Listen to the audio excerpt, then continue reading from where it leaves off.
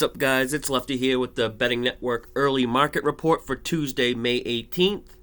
If this is your first time watching a market report video, what we try to do is get a head start on the games, look to see which way the early money and bets are going, and more importantly, where the odds makers are adjusting the lines or totals. Analyzing the market early can be helpful because generally, respected bets, or what they call sharp money, is often bet against the opening lines. Then the public or casual bettors tend to get involved later in the day closer to game time.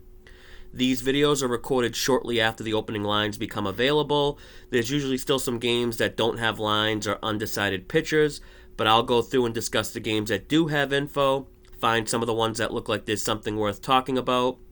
Now, because it's early, it's important to remember that the data we see on screen here is only reflecting a very small amount of bets. These numbers will certainly change as the day goes on. It's still helpful to see the starting point because oftentimes something we see later in the day will make more sense based on something we noticed early on. These numbers can tell us a story, and right now it's the early part of this story. So let's get right into it. We have the Tuesday, May 18th schedule on screen right now. We'll start with San Fran, Cincinnati.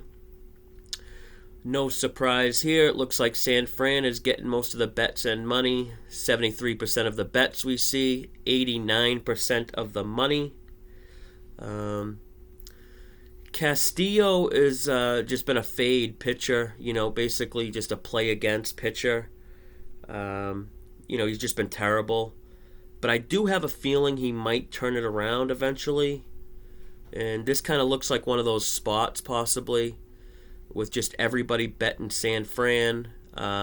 We see Pinnacles opened minus 121 on Cincy. They've since dipped. Chris hasn't budged really. It just seems too easy to keep fading Castillo, and I've done it a few times this year already, and I'm not sure if I want to keep pushing that. Total is getting over action. 65% of the bets on the over. 78% of the bet money is on the over. Which makes sense. That Great America Ballpark has been a launching pad for baseballs this year, but the fact the total hasn't budged yet or gone up to 9 is kind of. I want to see what the weather's doing. I guarantee the weather's blowing in. It has to be. All right, yeah. So weather, not really. It's 5-6 miles per hour blowing in, but that's something to keep an eye on there. I'm interested to see if this bets and money gets respect on the line and if this goes up to 9. But I kind of want to just stay away from games involving Castillo. I feel like I'm pushing my luck fading him again. What else we got? Let's go down to Pitt, St. Louis. This one's interesting here. I feel like if there was ever a trap line, this would be one. If we look here, nobody wants anything to do with Pitt. Any casual bettor looking at this matchup is going to see, wow, I can get St. Louis at minus 123 versus Pittsburgh. Of course, St. Louis could very well win by 8 runs, but I don't know if I want to risk money to find that out. Pitt getting 18% of the bets, but 66% of the money. And they're getting respect on the line. Pinnacle opened 140, St. Louis, they're down to 123. This definitely looks like a pirate spot here. Books are definitely encouraging money to be bet on St. Louis. Total definitely looks fishy here. We've been seeing this a lot. Lopsided bets and money here on the under. Okay, Pinnacle opened 7.5, under shaded. Now it's shaded to the over.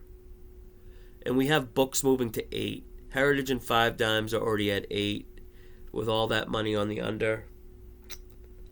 Yeah, this always raises a red flag to me when we see lopsided bets and money going one way, and then books either shading the juice the other way or just books outright moving the line the other way.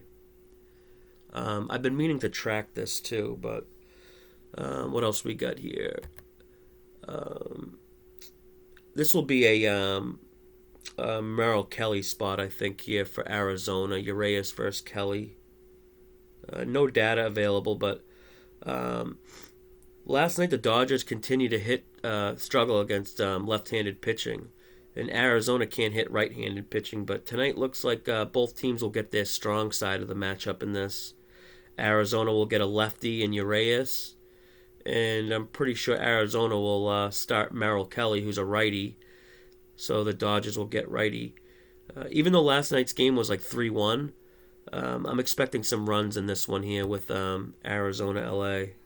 Both lineups will get their good side of the good arm side, especially if Arizona. I'm pretty sure that they're starting Merrill Kelly there, but that game's got no data to discuss. Let's look at Tampa Bay, Baltimore. This is a Harvey spot right here for Baltimore. Matt Harvey should be starting here. These are two teams I cannot figure out their offense. I know they're both considered weak offensively, but every time I seem to get involved with these two teams, they explode for runs, especially Baltimore. But what do we got? Tampa Bay getting 80% of the bets.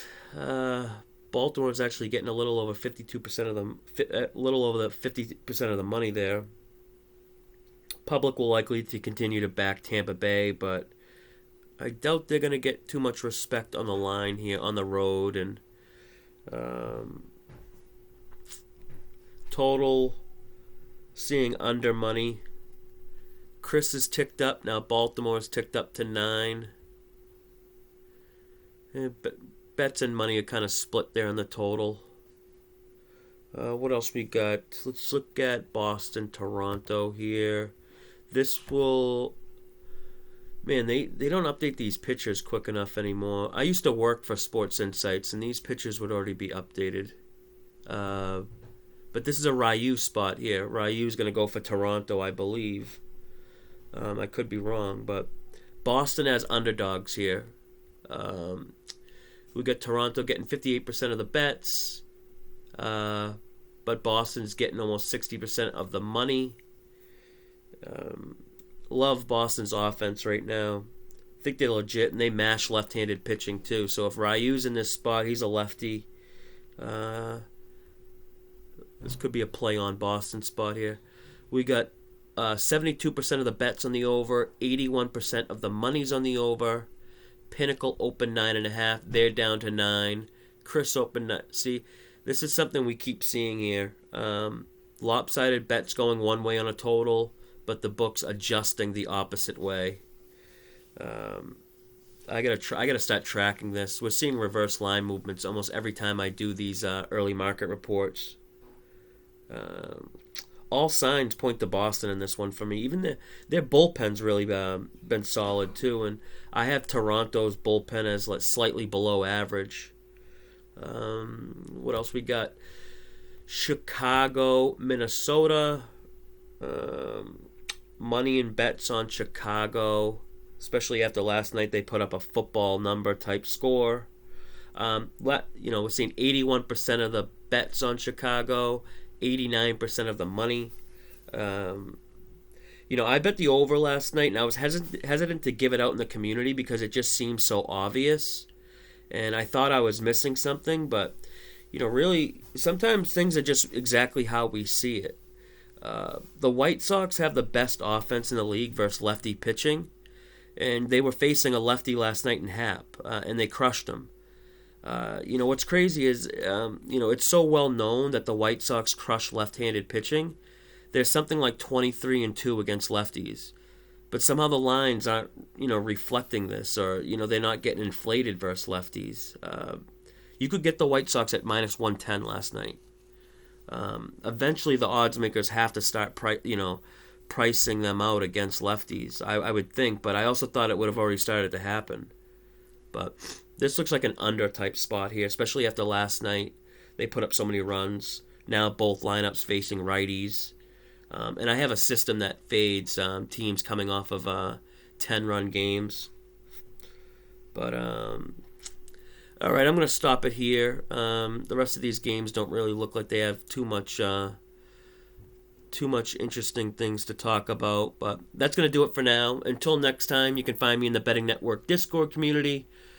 Link to join will be in the description.